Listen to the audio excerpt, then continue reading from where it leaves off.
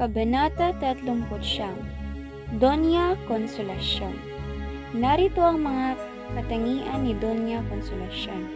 Si Doña Consolacion ay isang babae na malupit at marahas, mapang-api, mayabang at mapagmataas, mapagkunwari, mahilig magpahirap, walang modo at bastos.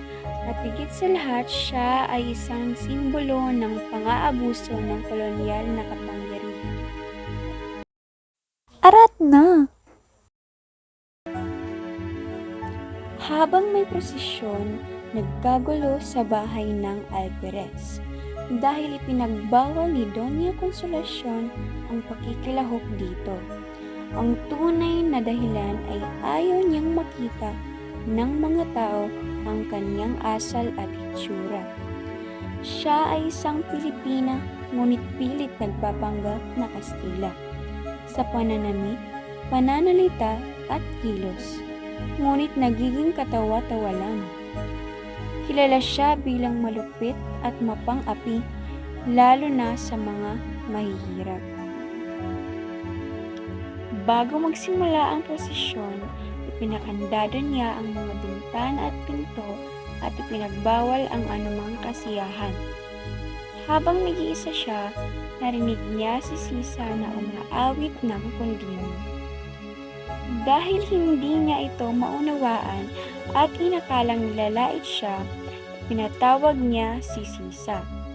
Dahil Kastila ang wikang ginamit ng Donya, hindi ito naintindihan ni Sisa kaya lalo na siyang pinag-initan. Pinilit ni Doña Consolacion si Sisa na sumayaw. Nang tumanggi ito, inutusan niya ang bantay na hampasin si Sisa at siya mismo ay nanakit. Pinilit siyang sumayaw habang nasasaktan, hanggang sa masugatan at mawalan ng lakas. Ipinakita rito ang matinding kalupitan at pang-aabuso ng Donya sa kapangyarihan. Natigil lamang ang pagpapahirap nang mapansin ng Donya na bukas ang pinto at maaaring makita ng mga tao ang nangyayari. Nang dumating ang alferez, nagalit ito sa asawa dahil sa iskandalong ginawa. Inutusan niyang gamutin si Sisa, pakainin at bihisan ng malinis na damit sa tulong ni Marta. Sa huli, inuutos ng alferez na ihatid si Sisa kinabukasan kay Ginoong Crisostomo Ibarra. Nagtapos ang kabanata sa pagpapakita ng kaawa-awang kalagayan ni Sisa at ang tunay na ugali ni Doña Consolacion, mapagkunwari, malupit at abusado, na sumisimbolo sa kalupitan ng mga nasa kapangyarihan noong panahon ng kolonyalismo.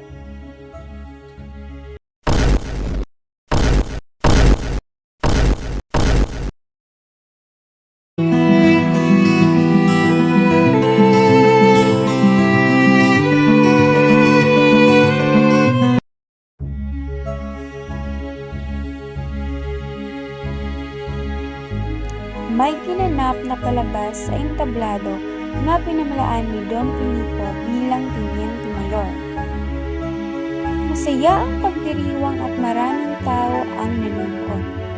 Kinausap ni Don Filipo si Pilosopong Tasio tungkol sa kanyang pagbibitaw sa tungkulin. Ngunit hindi ito tinanggap ng alkalde dahil tapos na ang pesta. Dumating sina Maria Clara, ang kanyang mga kaibigan at ilang pare. Habang nanonood ng palabas, palihim na pinagmamasdan ni Padre Salve si Maria Clara at kitang-kita ang kanyang labis na pagkahumaling dito. Pagdating ni Crisostomo Ibarra, biglang nagkaroon ng kaguluhan. Nag-utos ang kura na itigil ang palabas, ngunit tinanggi ni Don Filipo dahil wala raw karapatan ang kura na makialam. Dahil dito, nagkaroon ng gulo at takot ang mga tao.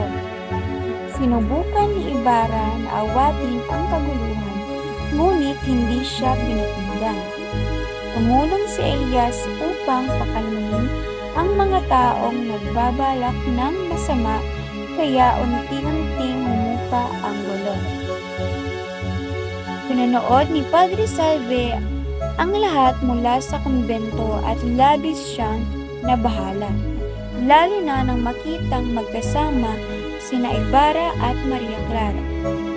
Dahil sa takot na may mangyaring masama kay Maria Clara, bumalik si Padre Salve sa kumbento. Ipinakita sa kabanatang ito ang tunggalian ng kapangyarihan ng simbahan at pamahalaan at kung paanong nagagamit ang karapatan at lakas upang kontrolin ang mga tao. At dito nagtatapos ang Kabanata 39 hanggang 40.